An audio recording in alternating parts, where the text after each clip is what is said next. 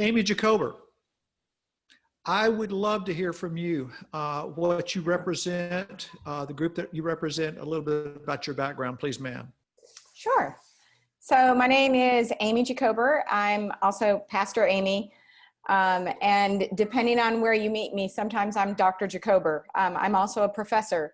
So it depends on the setting where you get to know me. So college students are so much of my heartbeat. You are who I've spent a lot of time with, and my field that I actually teach in is theology and then a lot of sociology. So I have a PhD in theology. What that means is I'm super okay with questions. I get to pastor, and we've got a small plant downtown, and the name of our church is Harbor Church. We are dually aligned, and so we are Cooperative Baptist Fellowship, and we are a mission of the Episcopal Diocese of Arizona. And so for those who actually, where that means anything to them and it sounds super confusing, we're kind of like liturgical Baptists. That's probably the easiest, quick way to explain that. Theologically, they align, and what it means is we get to be a big tent. The honest answer is we also have a lot of people who've been burned or hurt in church, who thought they are done, like done. But somehow the Holy Spirit keeps kind of messing with them, and so they stumble around and they want to ask questions. And we're a pretty cool place to ask some questions, to be able to invite you into faith formation at your own pace and in ways that make sense for you. We tend to say that we do brutally honest faith formation, which means your faith might look a little different from mine along the way because we have different life experiences and the Holy Spirit does what the Holy Spirit wants.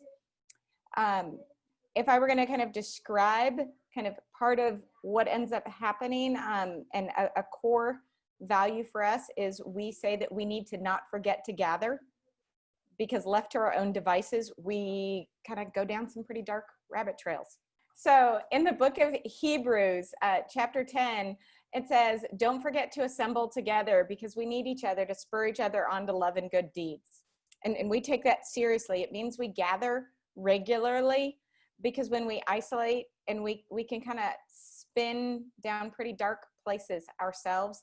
And so we believe in gathering regularly, even if we say, listen, it's been a bad week and I'm going to be upfront about that, then we get to come alongside and say, let's give you a different perspective, or let's sit with you in that struggle. And so we're a church. We meet on Sunday afternoons at 4:00.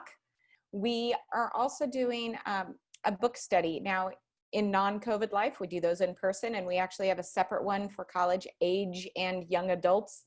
But for COVID life, we're going to do it on Zoom and all together. And so the one we're doing this fall is knowing that we're about to go into what can be a difficult season, given that it's election. And so we are going to be looking at some biblical principles. We're going to talk about what that looks like. And the name of the book is actually Thou Shalt Not Be a Jerk. And so we're going to be doing that on Tuesdays, and would be delighted if you want to pop in. You can join and you can talk about it, or you can just eavesdrop. We'll also do it Facebook Live if you're interested in that. And I think the one other piece that would be helpful is that our church is new. It was born out of lots of people coming, either in my classes or in different places where I met them, saying they never wanted to be in church again, but they had a lot of questions about Jesus and they would really like to worship God. And so our church was kind of born out of a lot of hurt. And what we have found is a small community of people. We're still at that formative stage. So if you like new things, if you want to contribute and you have visions of wanting to be able to be a part of something that's in that new stage of growth, you would be more than welcome. We've already been serving with asylum seekers, and then we are able to we've been doing some small projects, both at the Navajo Nation and down at the border.